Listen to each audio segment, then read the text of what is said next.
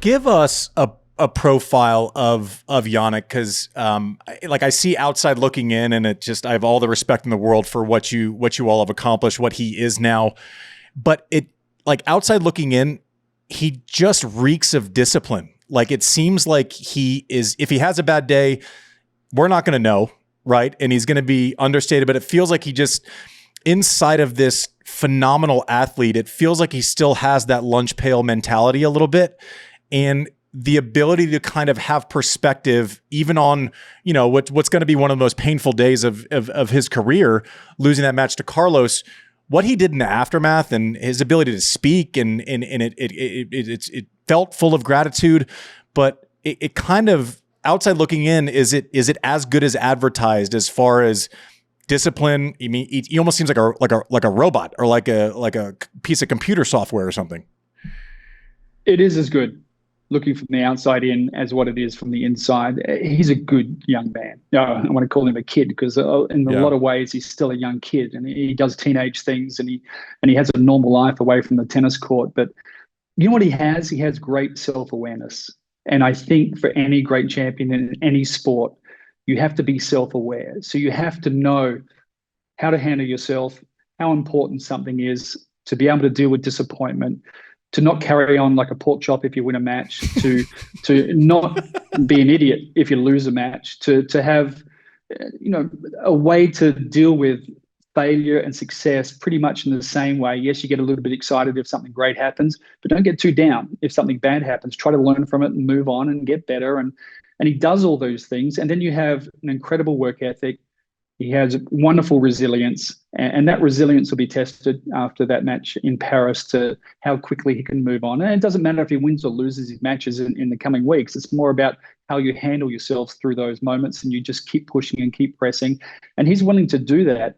And I think more than anything, for these great champions, they have to have purpose, and he has a wonderful purpose as well. And he just loves the sport. He wants to get out there and play for the next 15 years. He's 23 years of age. He can see himself playing when he's 37, 38 years of age. And I don't know about you, but I couldn't do that when I was playing. I was trying to make it to the 30s, and I didn't even give it that long in my career. But these guys have a different perspective now about how long a tennis career can be, because of the legends that have just played it and extended their careers for so long and had so much success. So these young players coming through are investing into their careers at an early age to make sure they get the longevity.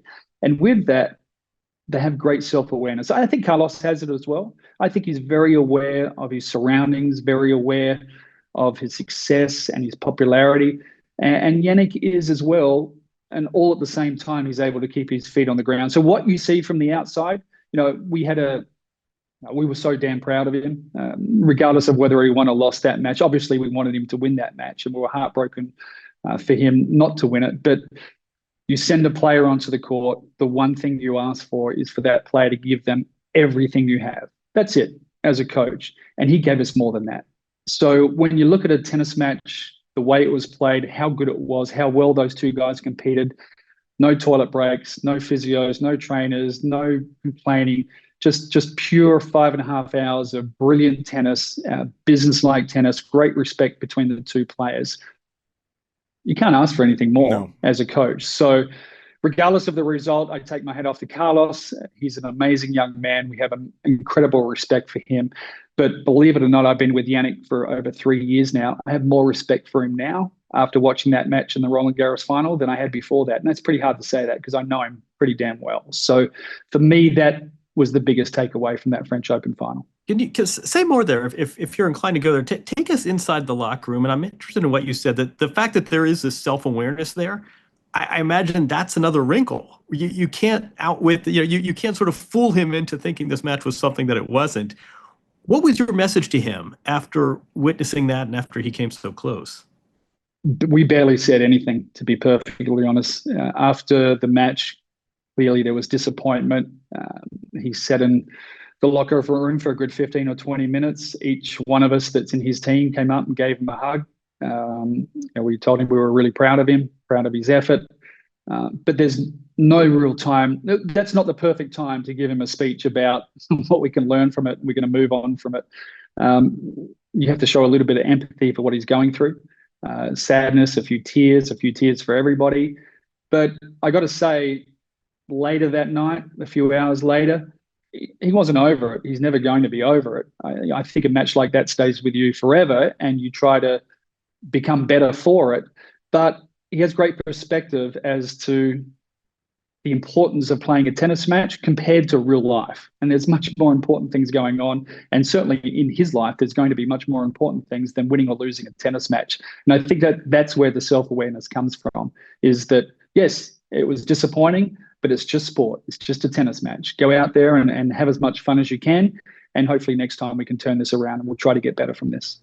I know as athletes, we're trained, we have like our rational thoughts, 3 months out or whatever it is. And then we become psychopaths somewhere along the way where we're constantly like resetting what a good result is. I mean, I got to think 4 months ago, before, the 3 month suspension, someone tells you come straight back in Rome, which is like a pressure cooker for an Italian. And they hadn't seen number one Jannik yet because he wasn't able to play last year. So this Jannik that we know now is different than the last time Rome saw him. You make a final there, and then your body holds up over 5 hours and 40 minutes without actually having, kicked the tires too much over 4 months. 4 months ago, you go outstanding. I'm sure in the postmortem of the match, you're going, gosh, if it could have just been a little bit more.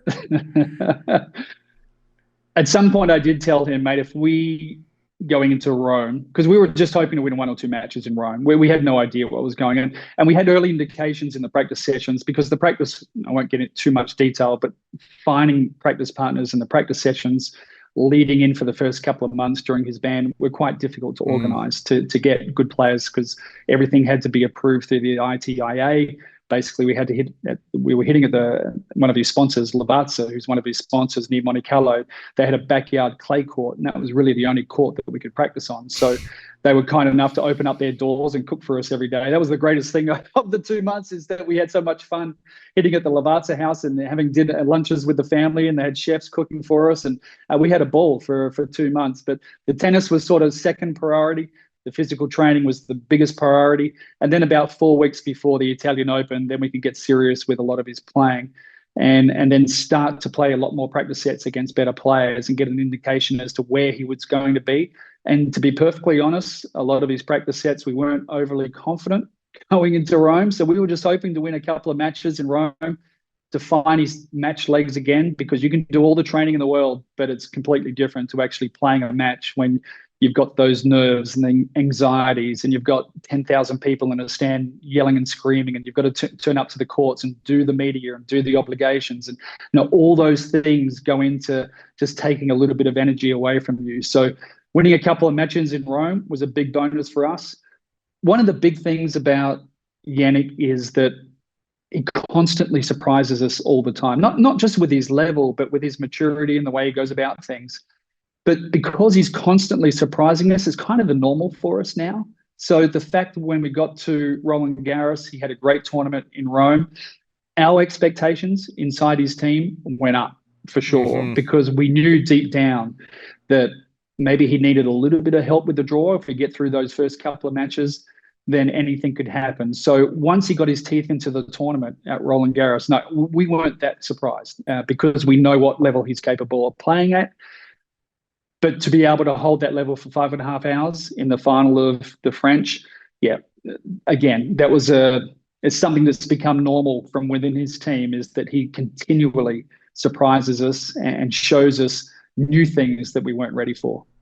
One of my favorite things is when you watch people in their transformation, like when they become great, which at this point, and not meaning like not every conversation has to your point earlier, has to end with a comparison to, the 3 greatest on the men's side that have ever played. But we are watching these two become great in real time. They're probably already there. And now we have that signature match. But the process of I hope that doesn't get lost in the adoration for this match. But you talk about those little wins in the body and the physicality. Last year in their match in the 5-setter, they were both cramping a little bit, or at least teasing it. Like you could see hands starting to turn into claws and stuff, which is normally the telltale sign. It's like when someone pinky starts going, a little wobbly, it's like the hamstring's coming next. But even last year compared to this year with both of them, with the physicality, is that, and the answer could be yes. So this could be a bad question. I'm still getting used to doing this, but is that, obviously it's mental, but is it pacing in a match? Is it physicality? Is it diet? Is it like, what do you attribute this progress to? Or is it just learnings and then you do it differently? I think it's experience and maturity. So tennis is a little bit different now because you don't get a chance to play that many 5-set matches. So Davis Cup is different to what it used to be. A lot of the Master Series events used to be 5-set finals back when I played. A lot of the tournaments, the Miami Open, the Lipton International used to be 5 sets from the first round. So playing 5-set matches is something that you learn as you go. And I think you can look back to the US Open when these guys played, 2.5 years ago at the US Open, and it was 5 sets there as well. Both guys were cramping through that match. And then you go to the Miami match they played, and both guys were cramping in that one. I think it was Carlos that cramped up in the Miami match, and Jannik ended up winning that match. And then Carlos cramped up in the match against Novak, a couple of years ago at the French as well. So he's now getting more used to playing 5-set matches. And I don't think it's the physicality or the length of the match. It's more the nerves that goes into it. Yeah, and it's learning to deal with how you control yourself, how you control your emotions, when to play the score more than playing each and every point. So there comes a time when you're up set all 4-2 in the second set, and you're not running corner to corner when the other guy's serving and the other guy has 30 love. You can let a game or two go, trying to save some energy, and you play the score more efficiently. One of the greatest players to do that was Pete Sampras, who played the score better than anybody. So these guys, you don't start playing 5-set matches and know that instantaneously. You have to learn that as you go. So these guys are becoming better educated playing 5-set matches, and they're dealing with their anxiety and their nerves much more efficiently than they did a couple of years ago. And that's why you're seeing them stronger now as those 5-set matches progress.